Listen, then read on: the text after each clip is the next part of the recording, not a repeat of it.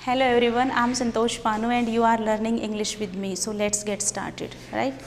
बच्चों हमने superfluous expression नाम से मैंने एक वीडियो अपलोड किया है जिसका पार्ट 1 आई होप कि आप देख चुके हैं।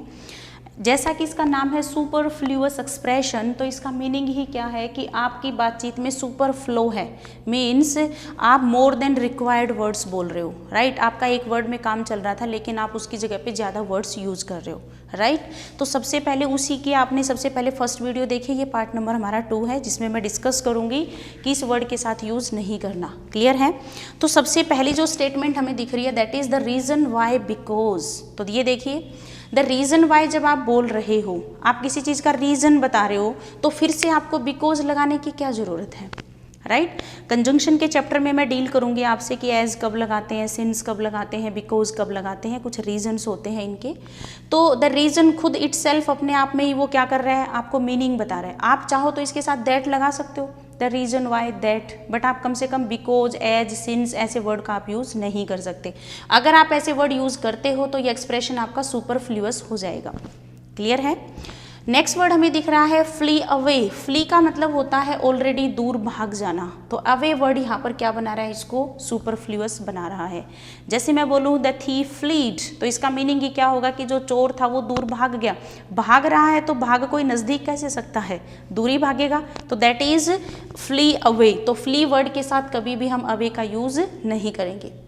नेक्स्ट हमारी जो आती है, जब आप कोई लेटर लिखते हो, नोटिस लिखते हो, तो वहाँ पर भी जब हमें कोई टाइम मेंशन करना होता है तो हम लोग क्या कर देते हैं, AM PM भी लगा देते हैं और आफ्टर दैट हम इवनिंग और मॉर्निंग भी लगा देते हैं। That is totally wrong.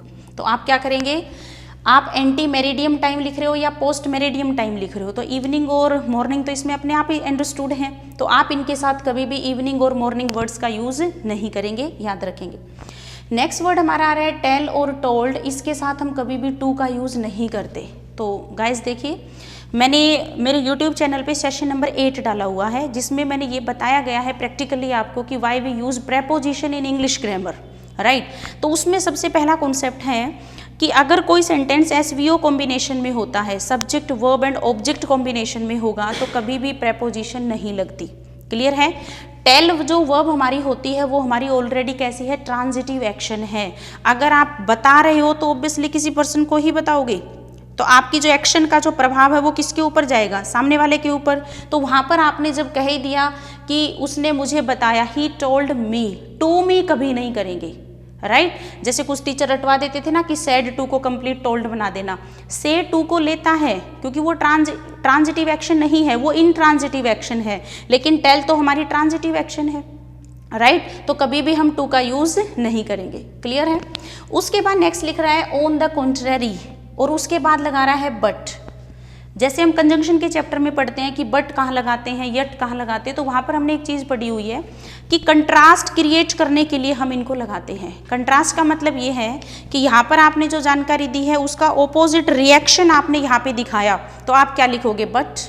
जैसे कई बार आप बोलते हो on the other hand, right? Another hand कभी नहीं लिखेंगे क्योंकि हाथ दो ही होते हैं, तो अदर हैंड आप लिखोगे वहाँ पर। ठीक है जी? तो on the other hand, on the contrary, अगर आप ये वर्ड ऑलरेडी यूज कर रहे हो तो बट वहां पर क्या है, फालतू है। क्लियर है? नेक्स्ट वर्ड हमें दिख रहा है कोवार्ड मैन। कुछ बच्चे इसको क्या कर लेते हैं, जैसे मान लीजिए एक सेंटेंस आ गया, ही इज कोवार्ड, और बच्चों को ये लग रहा है कि ये एडजेक्टिव है, बट ये नाउन होता है। पार्ट ऑफ स्पीच में ये क्या होता है, नाउन होता है। बहुत सारे ऐसे वर्ड हैं हमारे पास, जैसे कि आप कहते हो man, women, gentleman, miser, scholar, niggard, बहुत सारे ऐसे वर्ड हैं जो बिना LY लगे हुए नाउन होते हैं और LY लगने पे एडजेक्टिव बनते हैं, राइट? और अगर इनका एडवर्ब बनाना पड़े तो हमें इन ए मैनर जोड़ करके इनको एडवर्ब बनाना पड़ता है, राइट? जैसे अगर मैं ये बोलूँ ही इज कोवार्ड, बच्चा ये सोचता है कि ही इज ऑनेस्ट। जब ही इज ऑनेस्ट हो सकता है तो ही इज कोवार्ड क्यों नहीं हो सकता? लेकिन यहाँ पर क्या गलत है, ऑनेस्ट पार्ट ऑफ स्पीच में एडजेक्टिव है और ट्रीटमेंट आप पार्ट ऑफ स्पीच के हिसाब से ही करोगे। भाई घर में जैसे मान लीजिए आपका कोई फ्रेंड आ गया और आपको पता है कि ये मेरा फ्रेंड है, तो ट्रीटमेंट भी फ्रेंड वाला ही करोगे ना। अगर आपको पता लगा ये मेरे मामा जी हैं, सबसे पहले उसका हमें ग्रामेटिकल प्रोफाइल पता लगे कि पार्ट ऑफ स्पीच में ये नाउन है तो नाउन की तरह ट्रीट करेंगे, वर्ब होगा तो वर्ब की तरह ट्रीट करेंगे। तो सबसे पहले आपके पार्ट ऑफ स्पीच क्लियर होना बहुत जरूरी है, राइट। तो यहाँ पर ऑनेस्ट हमारा क्या है, एडजेक्टिव है जिसको प्रेडिकेटिवली लिखा गया है सेंटेंस में, और इस पार्ट पे कभी भी आपको आर्टिकल की जरूरत नहीं पड़ेगी। ये मैं किसी दिन आर्टिकल के सेशन में आपसे डिस्कस करूंगी, राइट। यहाँ पर बात हुई है ही इज कोवार्ड, तो सबसे पहले कोवार्ड वर्ड पार्ट ऑफ स्पीच में है नाउन, और नाउन से पहले आर्टिकल का लगना मस्ट है, राइट। तो ही इज ए कोवार्ड, अब ये बिल्कुल ठीक है। लेकिन अगर आप इसी का लिखते हो ही इज ए कोवार्ड मैन, ये भी स्टेटमेंट गलत हुई। कारण क्योंकि कोवार्ड वर्ड तो पार्ट ऑफ स्पीच में क्या था, नाउन। अगर ये नाउन है तो मैन से पहले नाउन कैसे आ जाएगा, इसका फॉर्म हमें कौन सा चाहिए, एडजेक्टिव। एडजेक्टिव कब बनेगा, जब आप इसके आगे एल वाई जोड़ेंगे। अब ये स्टेटमेंट ठीक है कि ही इज अ कोवार्डली मैन, समझ गए। यहाँ पर मैन नाउन हुआ तो ये सारा हमारा क्या हुआ, एडजेक्टिव। अगर मैं इसी सेंटेंस को लिख देती ही बिहेव्स, वो व्यवहार करता है, हाउ कैसे व्यवहार करता है, तो मुझे लिखना पड़ेगा he behaves in A कोवार्डली manner, in A कोवार्डली manner. अब जाके ये स्टेटमेंट ठीक होगी आपकी कि कोवार्डली एडजेक्टिव था तो इन ए मैनर जोड़ करके हमने इसको क्या बनाया है, एडवर्ब। एडवर्ब ही क्यों बनाया, क्योंकि बिहेव्स वर्ड से जब हम क्वेश्चन कर रहे हैं कि वह व्यवहार करता है, हाउ कैसे, और कैसे का जवाब हमेशा इंग्लिश में एडवर्ब देती है, राइट। ये मैं किसी एडवर्ब के सेशन में आपसे डिस्कस करूंगी कि हम एडवर्ब को यूज ही क्यों करते हैं। आप सबसे ज़्यादा अपनी प्रैक्टिकल लाइफ में एडवर्ब यूज करते हैं, क्लियर है, यहाँ तक समझ आया। तो अब अगर मान लो किसी जगह पे आपने कोवार्ड मैन लिखा देखा तो यहाँ पर मैन क्या हुआ, फालतू हुआ, क्लियर है। ट्विंस और ट्रिपलेट अगर आप लिख रहे हो तो ट्विंस का मतलब ऑलरेडी क्या होता है, जुड़वा। ट्रिपलेट तो आप इनके आगे 2 और 3 जैसे वर्ड्स का यूज नहीं करेंगे, क्लियर है। नेक्स्ट वर्ड हम बोलते हैं कंपैरेटिवली बेटर। गुड का बेटर कौन सा फॉर्म होता है, कंपैरेटिव फॉर्म होता है। बेटर खुद ही कंपैरिजन करेगा, और अगर ये खुद ही कंपैरिजन कर रहा है तो कंपैरेटिवली वर्ड तो इसके साथ फालतू है, क्लियर है। अगर आप कहना ही चाहते हो तो आपको बोलना चाहिए कंपैरेटिवली गुड, आप ये कह सकते हो, लेकिन कंपैरेटिवली वर्ड के साथ बेटर ना लिखें या बेटर के साथ कंपैरेटिवली ना लिखें, क्लियर है, दोनों का सेम मीनिंग हो जाएगा। उसके बाद ये कुछ फ्रेजेस हैं कि रेन्स कैट्स एंड डॉग्स, इसका मतलब होता है बहुत ज़्यादा हैवी रेन के लिए हम ये फ्रेज यूज़ करते हैं, राइट। तो अगर मैं यहाँ पर बोलूँ कि it is raining cats and dogs, तो इसका मतलब होगा बहुत ज़्यादा, इट इज़ रेनिंग हैवीली, बहुत ज़्यादा बारिश हो रही है। तो आप इसके आगे ये लाइक वर्ड का यूज़ नहीं करेंगे, because it is an idiom, right, जिसको हम यूज़ करते हैं भारी बारिश के लिए, सेंस बताने के लिए। Bag and baggage with, bag and baggage का मतलब होता है कोई भी पर्सन जो अपने पूरे सामान के साथ कहीं जा रहा है, कंप्लीटली, जिसका सेंस होता है, तो विद वर्ड यहाँ पर फालतू हो जाता है। अगर मैं बात करती हूँ टूथ एंड नेल, सेम आपकी इडियम है जिसके साथ कभी भी विद का यूज नहीं होता, क्लियर है। नेक्स्ट पॉइंट की तरफ मूव करते हैं।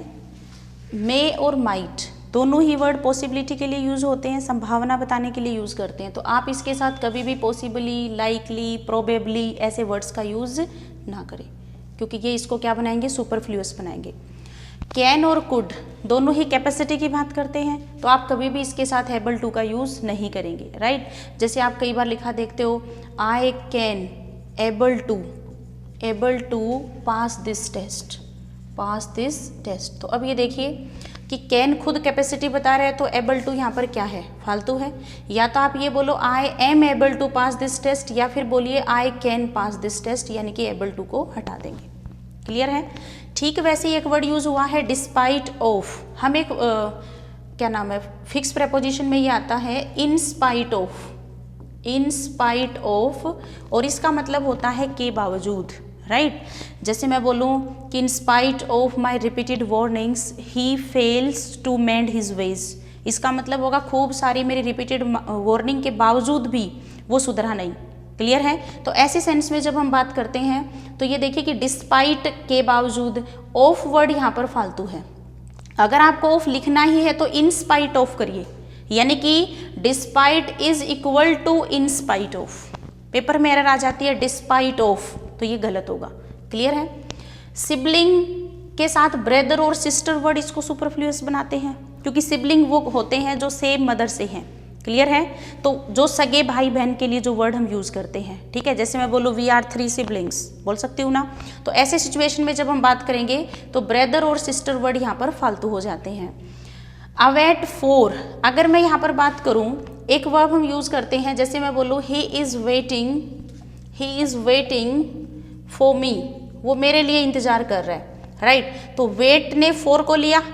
ठीक इसी सेंटेंस को हम क्या लिख सकते हैं, ही इज़ अवेटिंग। तो सीखने को क्या मिला कि अवेट के साथ कभी भी फॉर का यूज़ नहीं करना। अगर आपको लिखना ही है फॉर तो आप इसको लिखिए wait for. Await is equal to wait for, ऐसे आप इसको यूज़ कर सकते हो। उसके बाद नेक्स्ट आता है हमारा रिलेटेड टू, कंसर्न्ड विद, या फिर हम एक वर्ड यूज़ कर देते हैं रिगार्डिंग। एक बात बताइए, जब हम कोई भी पर्सन यहाँ पर आता है तो सबसे पहले हम क्या पूछते हैं, रिगार्डिंग व्हाट, भाई आप किस काम से आए हैं, किसके रेफरेंस में आए हैं, किस कंसर्न में आप आए हैं। तो वहाँ पर अगर हम लिखते हैं तो या तो हम बोलेंगे रिलेटेड टू है ये, या फिर कंसर्न्ड विद है। तो इसके साथ हम कभी भी रिगार्डिंग वर्ड का यूज़ नहीं कर सकते। या तो बोलेंगे रिलेटेड टू, कंसर्न्ड विद, ये मामला इससे रिलेटेड है, ये मामला इससे कंसर्न्ड है। लेकिन अगर आप ये वर्ड यूज़ कर रहे हो तो रिगार्डिंग का यूज़ ना करें। क्लियर है? नेक्स्ट वर्ड की तरफ मूव करते हैं, come across with. Come across का मतलब होता है मीट बाय चांस, संयोगवश मिलना, अचानक मिलना। तो अगर आप किसी जगह पे सडनली वर्ड लिखा देखते हो ये भी गलत है, और कम अक्रॉस के साथ विद लिखा देखते हो ये भी गलत है। आपको सिर्फ यूज़ करना है आई केम अक्रॉस माई फ्रेंड, इसका मतलब है मैं अपने दोस्त से अचानक मिला। यूनिवर्सली अगर आप वर्ड लिख रहे हो, यूनिवर्सली का मीनिंग होगा जो सारी जगह पे होता है, यूनिवर्सली है वो, राइट। तो आप उसके आगे ऑल वर्ड का यूज़ नहीं कर सकते, आप एवरीवेयर नहीं लिख सकते, आप ओमनी प्रेजेंट नहीं लिख सकते, क्योंकि ओमनी का मतलब भी होता है कॉमन, जो हर जगह पे प्रेजेंट है, यानी कि जो सब जगह पे है। गॉड के लिए हम ये बातें बोलते हैं। अगर एक वर्ड लिख रहे हो आप अप्रोच, तो अप्रोच कोई चीज़ क्या होती है जो हमारी नज़दीक में है, पहुंच में है, तो आप उसके आगे नियर वर्ड का यूज़ ना करें। क्लियर है? नेक्स्ट वर्ड हमारा आ रहा है थ्रू आउट। इसका मतलब होगा, जैसे मैं बोलूँ थ्रू आउट द ईयर, मतलब पूरे साल के दौरान ये काम हुआ, तो आप इसके आगे होल वर्ड का यूज़ ना करें। क्लियर है? क्वाइट के साथ ऑल वर्ड का यूज इसको फालतू बनाता है। जैसे मैं ये बोलूँ he is quite right, he is quite right. ये क्वाइट का यूज़ हम एडवर्ब के चैप्टर में पढ़ते हैं कि कब हम इसको यूज़ करते हैं। इसका मीनिंग होता है कंप्लीटली। जैसे मैं बोलूँ I am quite busy, he is quite expressive, ठीक है, अपनी बात को वो बता सकता है, तो दैट इज़ क्वाइट। या तो मैं बोलूँ क्वाइट राइट, या फिर मैं क्या बोलूँ ही इज़ ऑल राइट। लेकिन कभी भी क्वाइट ऑल राइट तो नहीं कह सकती ना, या तो आप यूज़ करिए क्वाइट राइट है वो, या फिर बोलिए ऑल राइट है, दोनों इक्वल टू हैं, लेकिन क्वाइट के साथ कभी भी ऑल का यूज़ नहीं करेंगे। क्लियर है? नेक्स्ट की तरफ मूव करते हैं, पासिंग मार्क्स, ड्रेसिंग सेंस और लिंकिंग रोड। आप अपनी प्रैक्टिकल लाइफ में एक वर्ड सुनते हो कि यार उसको ना ड्रेसिंग सेंस नहीं है, किसी भी जगह पे कैसे भी कपड़े पहन के चले जाता है, राइट। तो ऐसे सेंस में जब हम बात करते हैं तो यहाँ पर एरर क्या है कि ये हमेशा ही पेपर में डीएमसी वगैरह में लिखा देखा होगा आपने, पास मार्क्स लिखा देखा होगा, कभी भी पासिंग मार्क्स नहीं बोलेंगे, राइट। अगर आप किसी जगह पे लिखा देखोगे तो आप कभी भी नहीं कहोगे कि उसको ड्रेसिंग सेंस नहीं है, आप बोलिए ड्रेस सेंस नहीं है उसको, राइट। अगर आप किसी को रोड बता रहे हो कि ये लिंकिंग रोड है, ये लिंकिंग रोड नहीं होता, ये लिंक रोड होता है, राइट। तो that is link road, dress sense और पास मार्क्स। क्लियर है? आगे बढ़ते हैं इसी कैटेगरी में। नेक्स्ट की मूव करते हैं द इंग्लिश टीचर या द टीचर ऑफ इंग्लिश। सो कौन सी एक्सप्रेशन हमारी ठीक होगी? देखो मैं अपने आप के लिए क्या वर्ड यूज़ करूँ, I am the teacher of English या I am the English teacher. So this is my question.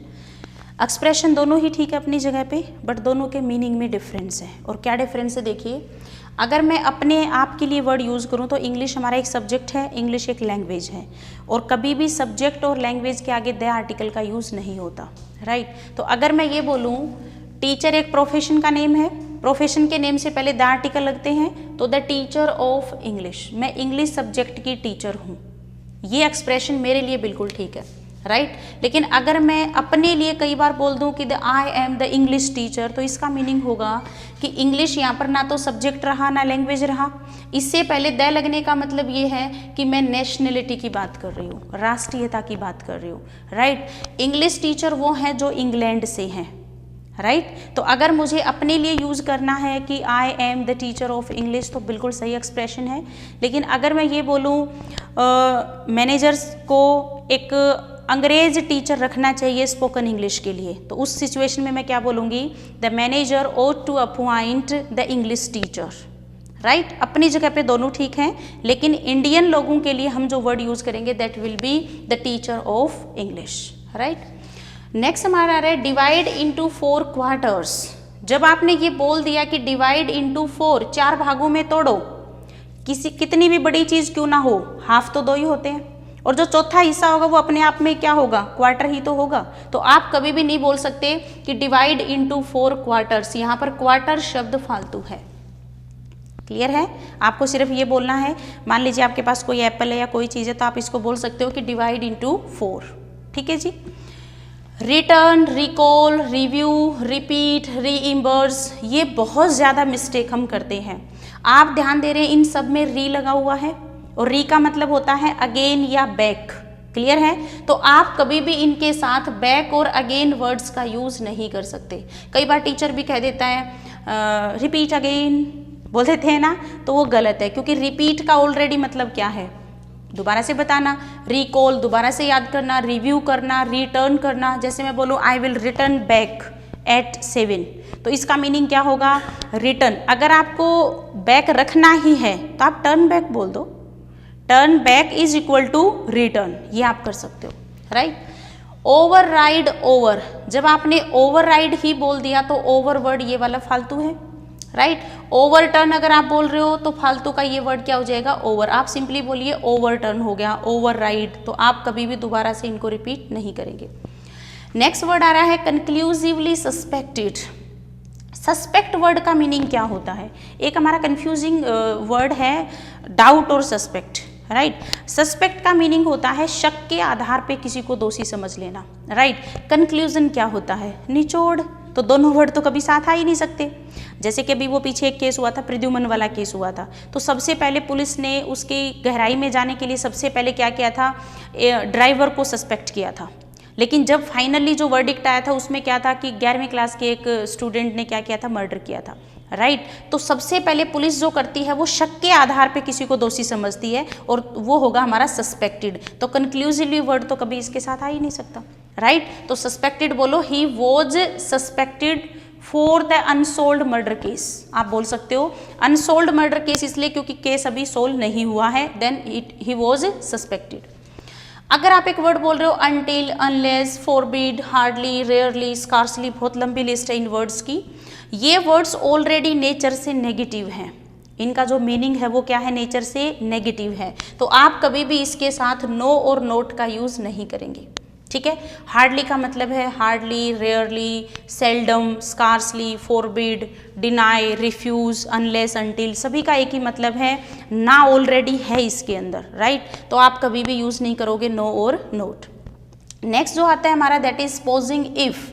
अगर मैं बात करूँ, ये दोनों ही कंडीशनल वर्ड हैं, ठीक है। अगर ये दोनों ही कंडीशनल वर्ड हैं तो दो इकट्ठे कंडीशनल वर्ड तो नहीं लिखेंगे। जैसे मैं बोलूँ supposing I were a king, और इसी का मैं बोल सकती हूँ if I were a king. तो अब आप दोनों को इकट्ठा यूज नहीं करेंगे, एक कंडीशनल वर्ड काफी है कंडीशन बनाने के लिए। नेक्स्ट वर्ड आ रहा है रिलेटिव प्रोनाउन या रिलेटिव एडवर्ब। अगर किसी सेंटेंस में है तो आगे आप कभी भी दूसरी कंजंक्शन यूज नहीं करेंगे, काफी इंपॉर्टेंट आपका ये रहता है। रिलेटिव प्रोनाउन या एडवर्ब ही मैंने क्यों बोला, क्योंकि रिलेटिव प्रोनाउन और एडवर्ब वो होंगे जो सेंटेंस के मिडल में यूज होंगे, क्योंकि यही हमारे इंटेरोगेटिव प्रोनाउन भी होते हैं, राइट। जैसे अगर आप पढ़ते हो हु, होम, होज, विच, ये जितने भी आपकी WH और हाउ फैमिली है, अगर ये सेंटेंस के बिगिनिंग में है तो ये इंटेरोगेटिव है, और जब जब ये सेंटेंस के बीच में है तो ये क्या है, रिलेटिव है। और बीच में अगर ये है तो इसका ऑलरेडी मीनिंग क्या है, दो के बीच में रिलेशन बताना।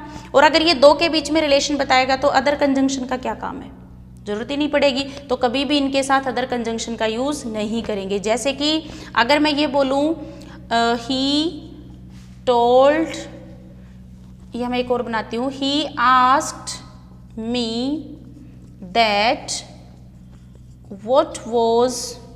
what my name